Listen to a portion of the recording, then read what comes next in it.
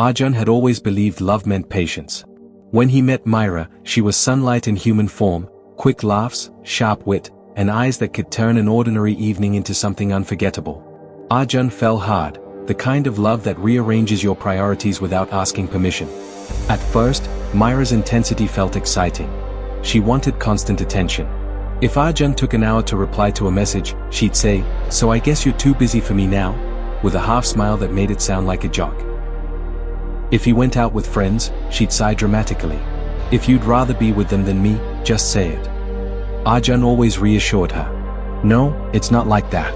You know you're my priority." And he meant it. Months passed. The little things grew heavier. Mira could cancel plans last minute, and Arjun would understand. But if he ever did the same, even for a genuine reason, she'd say things like, "Wow, I guess I'm just not that important to you." If Mira felt insecure, Arjun would spend hours comforting her. But when Arjun once admitted he'd been stressed from work and feeling mentally exhausted, "Could you at least say something to me?" she replied, Everyone has problems, Arjun. You can't just dump your mood on me. "Fine." He laughed it off. Men were supposed to handle things, right? That's what he had always seen growing up. Be calm. Be patient. Be the stable one. So he kept absorbing the impact. The strange thing about emotional weight is that it builds quietly.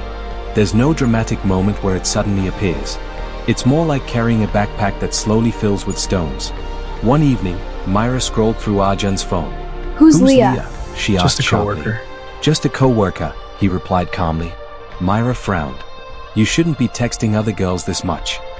Arjun didn't argue. He apologized. Later that night, he noticed her phone lighting up constantly. "Who's Daniel?" Arjun asked casually. Mira shrugged. "Just a friend. Don't be insecure." And that was the end of the conversation. The double standards weren't loud. They were subtle. But they were everywhere. If Mira was upset, Arjun had to fix it. If Arjun was upset, he had to control it. If Mira raised her voice, it was because she was emotional. If Arjun raised his voice even slightly, he was being aggressive. One night, after another argument that somehow ended with him apologizing again, Arjun sat quietly on his couch. He replayed the last 2 years in his head. A strange thought crossed his minute. What would happen if I acted the way she does? Not cruelly. Just the same. The next week, Mira texted him. "Why haven't you replied all day?" Arjun waited another hour before answering. "Was busy." 3 dots appeared instantly. "Wow, that's all you're going to say?" "Yeah." Mira called him immediately. "Are you mad at me or something?" "No," he said calmly. "You're acting weird." He smiled slightly. "I'm just doing what you usually do." A few days later, Mira cancelled their dinner plans last minute. "Sorry babe, my friends want to go out tonight." Normally Arjun would say, "No worries, have fun." Instead he replied, "Okay." No smiley face. No reassurance. Later that night she called him again. "Why do you sound so cold lately?" "I don't. I'm just responding the way you usually respond." Silence. The change unsettled her. When Arjun didn't immediately comfort her during a bad day, she snapped. "You're supposed to care." "I do care," he said gently. "But you told me before that everyone has problems and I shouldn't dump my mood on you." Her expression shifted. "That's different." "Why?" She had no answer. Within a month, Mira felt exhausted. "You've changed," she said one evening. "I haven't," Arjun replied quietly. "I just stopped absorbing everything."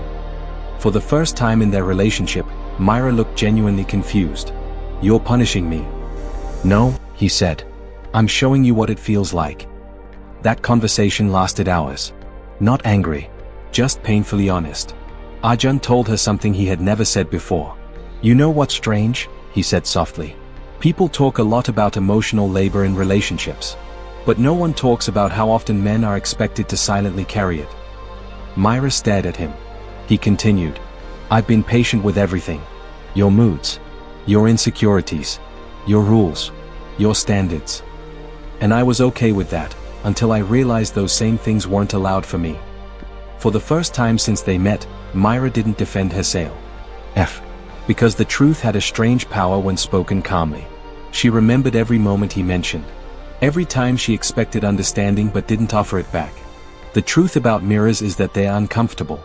When someone reflects our behavior back to us, it removes the stories we tell ourselves. Weeks pass. Myra slowly changed, not dramatically, not perfectly, but consciously. She started asking something she had never asked before. Are you okay? And when Arjun answered honestly, she listened. Love didn't end their problems. But something new replaced the old imbalance. Respect. One night months later, Myra said quietly, "You know what scared me the most when you started acting like me?" Arjun looked up. "What?" She smiled sheepishly. "I realized I couldn't handle the version of myself you had been handling for 2 years." Arjun chuckled softly. "That's the thing about empathy." "What?" "Sometimes people only learn it when they feel their own behavior." And for the first time in their relationship, the emotional weight wasn't sitting on one pair of shoulders. It was shared. The way love was supposed to be.